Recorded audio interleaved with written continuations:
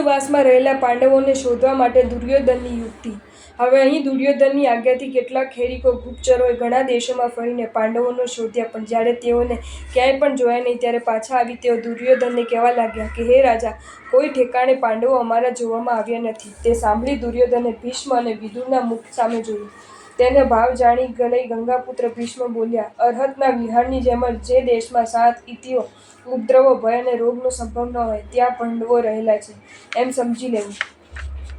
ત્યારે દૂતો બોલ્યા, સર્વ દેશોમાં જાતિ યાદી જોતા આદિ વ્યાધિથી વર્જિત અને ધન ધાન્ય વર્ગે સ્વર્ગના ખંડ જેવો અત્યારે મત્સ્ય દેશ શોભે છે। એટલે દુર્યોધન બોલ્યો, એ ગુપ્ત રહેલા પાંડવોને કેવી રીતે જાણી લેવા? તે વખતે સુશર્મા રાજા દુર્યોધનને નમસ્કાર કરીને બોલ્યા કે પાંડવો જરૂર મત્સ્ય દેશમાં જ વિચરતા હશે। તેથી જો આપણે ત્યાં જઈને મત્સ્ય રાજાના નગરમાંથી ગાયોનું હરણ કરશું તો પાંડવો અકાળે પણ પ્રત્યક્ષ થશે। એક તરફ મત્સ્ય દેશનો રાજા કે જે આપણો પ્રથમથી શત્રુ છે તેનો નિગ્રહ થશે અને બીજી તરફ ગોહરણ કરવાથી પ્રત્યક્ષ થયેલા પાંડવોને પણ હણી શકાશે। સુશર્માનો આ વિચાર સાંભળી કર્ણ પ્રમુખ વીરોએ ઉશ્કેરેલો દુર્યોધન ગોહરણના આશયથી મોટું સૈન્ય લઈને મત્સ્ય દેશ તરફ ચાલ્યો। અનુક્રમે મત્સ્ય દેશમાં આવી વિરાટનગરની સમીપે રહ્યો। પછી દુર્યોધનની આજ્ઞાથી પ્રથમ નિર્ભય એવા ત્રિગર્તપતિએ વિરાટનગરના પ્રદેશમાં દક્ષિણ દિશામાં છોડેલી ગાયોને પોતાના સૈન્યથી હણી લીધી।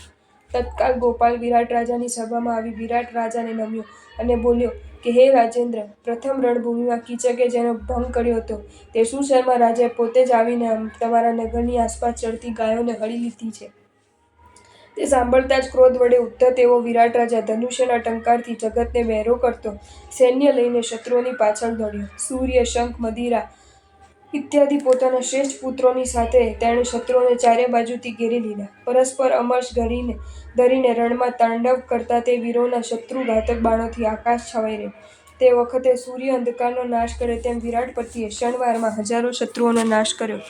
એટલામાં સૂર્ય પણ અસ્ત પામી ગયો।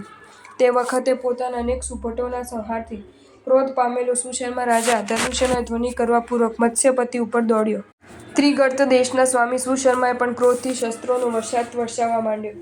પરસ્પર બાણ વર્ષા થઈ ત્યારે વિરાટ રાજાનું સર્વ સૈન્ય ત્રાસ પામ્યું। માત્ર એક વિરાટ રાજા સ્થિર રહ્યા। થોડી વારે તે પણ વિધુર થઈ ગયા। આથી શસ્ત્ર અને રથ વગરના થઈ ગયેલા વિરાટ રાજાને બાંધી રથમાં નાખીને સુશર્મા સૈન્ય સહિત પાછો વળ્યો।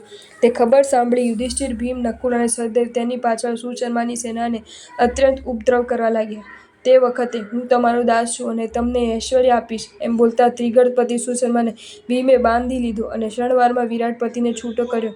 તે વખતે હર્ષ પામેલો વિરાટ રાજા ધર્મપુત્રે કહેલું પાંડવોનું આખ્યાન સાંભળવા તત્પર થઈ ઉત્સવપૂર્વક ત્યાં જ રાત્રિ રહ્યો। જો તમને આ વિડીયો ગમ્યો હોય તો આ વિડીયોને લાઇક કરો અને શેર કરો અને આવા જ નવા વિડીયો જોવા માટે જૈન ફેક્ટ્સ એન્ડ સ્ટોરીઝની ચેનલને સબસ્ક્રાઇબ કરો।